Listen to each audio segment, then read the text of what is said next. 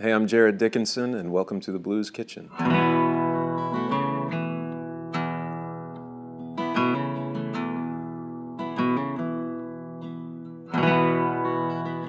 Jarrod Dickenson is a Texan-born songwriter currently residing in Nashville, Tennessee.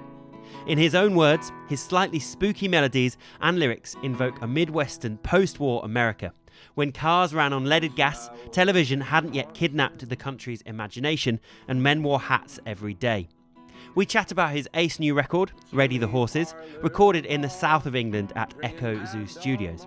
And Jarrod performs a killer version of Guy Clark's Dublin Blues.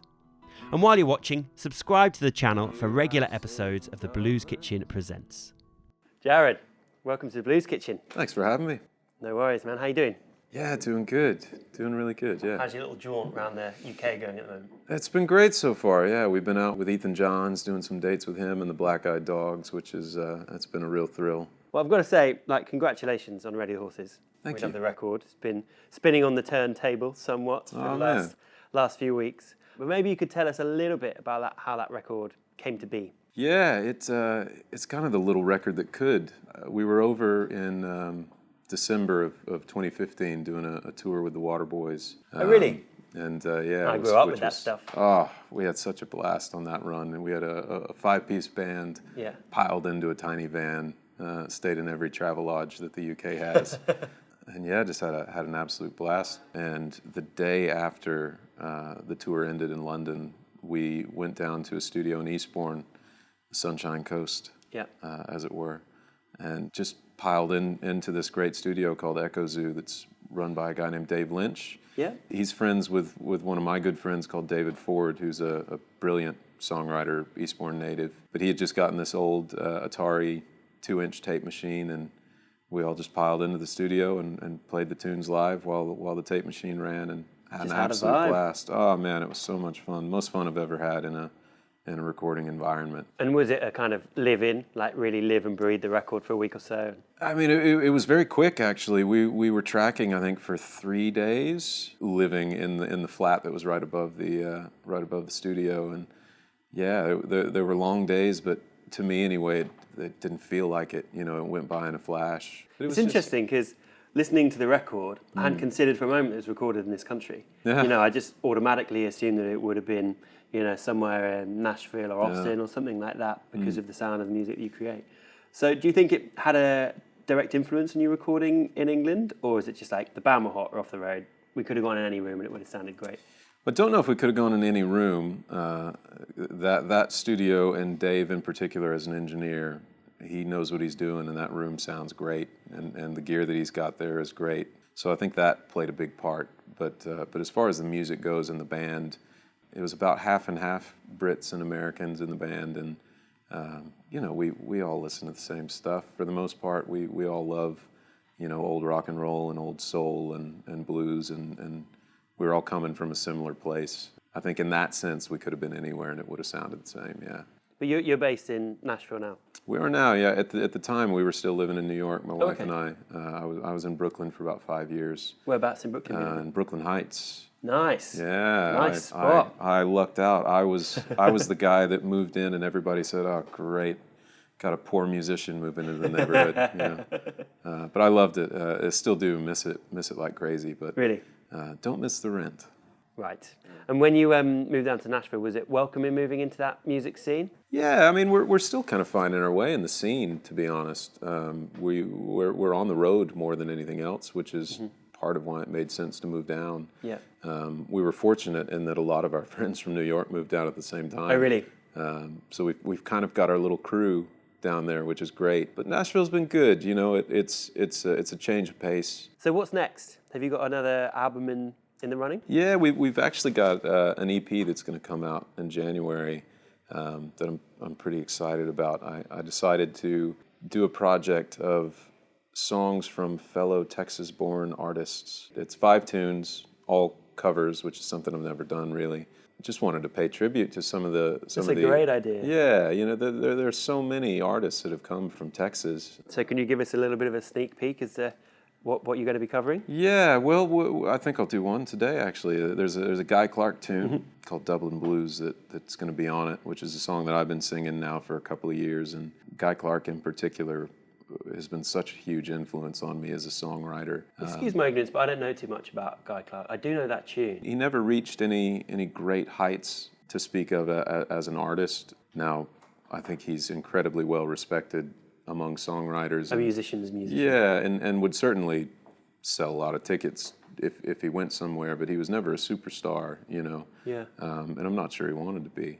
But the songs that he wrote, he knew how to cut straight through all the bullshit, you know, and get right to the heart of the matter. And yeah, he knocked me over the first time I heard him. And where was that? Where did you first hear his I was actually I was in Nashville. I lived in Nashville before moving to New York, and a friend of mine put on a Guy Clark record, and I was sort of embarrassed to have never heard of him. I know the feeling. And yeah, and to find out that he was a fellow Texan. But you know, my upbringing was anything but country music.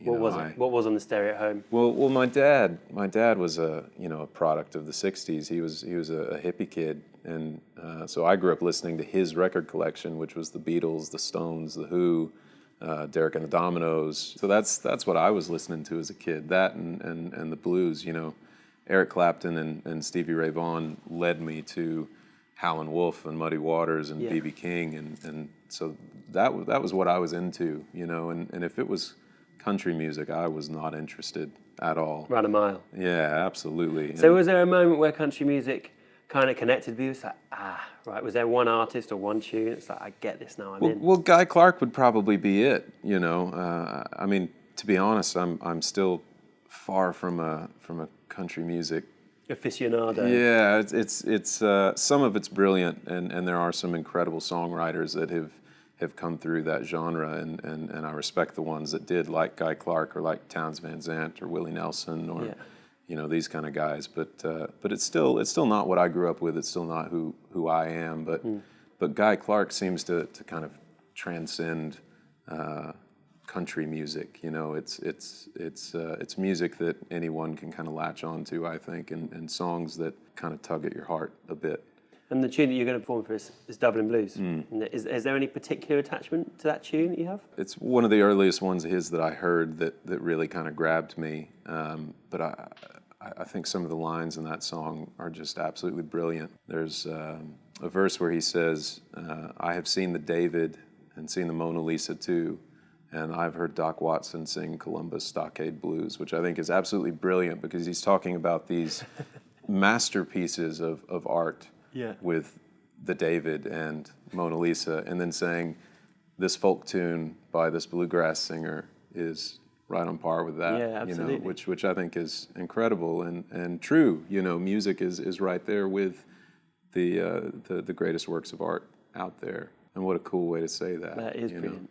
Amazing. Well, I reckon it's time for performance, if that's okay. I'm going to do a song by Guy Clark called Dublin Blues.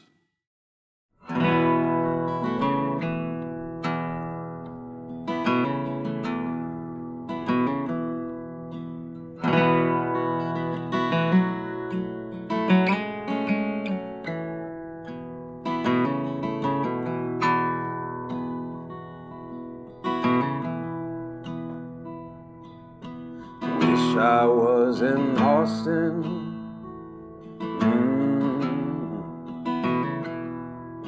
the chili parlor and bar, drinking Mad Dog margaritas and not caring where you are.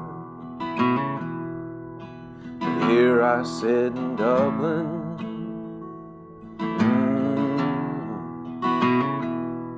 just a rolling cigarettes, holding back and choking back the shakes with every breath. So forgive me all my anger, forgive me all my faults. There's no need to forgive me for thinking what I thought. I loved you from the get-go, and I'll love you till I die. I loved you on the Spanish Steps the day you said goodbye.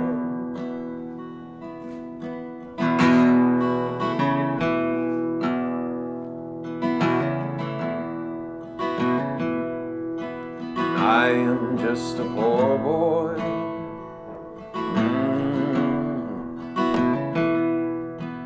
Work's my middle name. If money was a reason, well, I would not be the same. Stand up and be counted.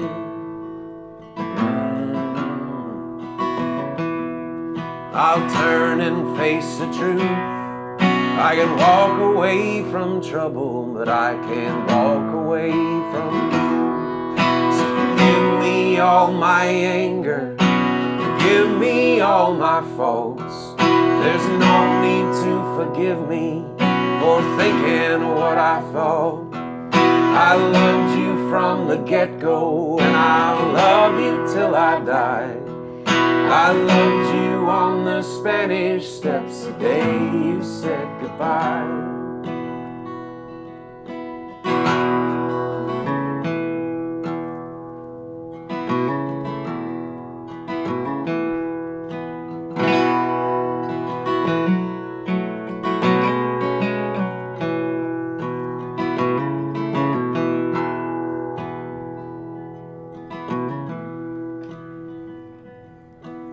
I have been to Fort Worth.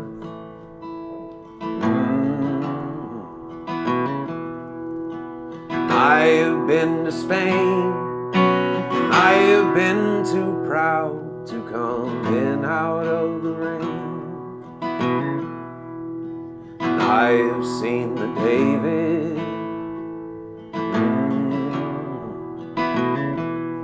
I've seen the Mona Lisa too. I have heard Doc Watson play Columbus Stockade Blues. So forgive me all my anger, forgive me all my faults. There's no need to forgive me for thinking what I thought. I loved you from the get-go, and I'll love you till I die. I loved you on the Spanish Steps the day you said goodbye.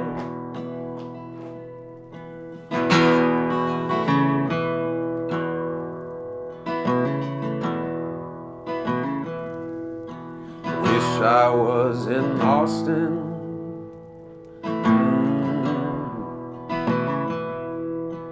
Chili parlor and bar, drinking Mad Dog margaritas, not caring where you are.